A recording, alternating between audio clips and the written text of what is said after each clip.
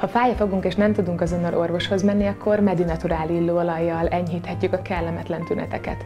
Ehhez a fájdalomcsillapítóhoz 3 dologra lesz szükségünk. Medinaturál szegfűszeg illóolajra, ez 100%-os, semmilyen hozzáadott anyagot nem tartalmaz, Medinaturál édesmandulaolajra, amely hidegen sajtolt bőrápolóolaj, és olívaolajra. Ebből készítünk ecsetelőt úgy, hogy egy teáskanába rakunk egy kis olívaolajat, ezután cseppentünk rá 3 csepp Medinaturál édesmandulaolajat, és ehhez szintén 3 csepp tiszta szegfűszeg illóolajat adunk.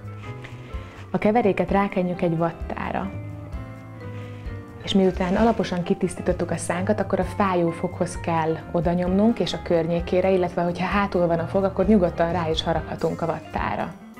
Érezni fogjuk, hogy folyamatosan csökken a fájdalom, és meg fog szűnni a lüktető érzés. Minél tovább ott tudjuk tartani, annál hatásosabb, és amíg fel tudjuk keresni az orvost, addig ez enyhíti a fájdalmunkat.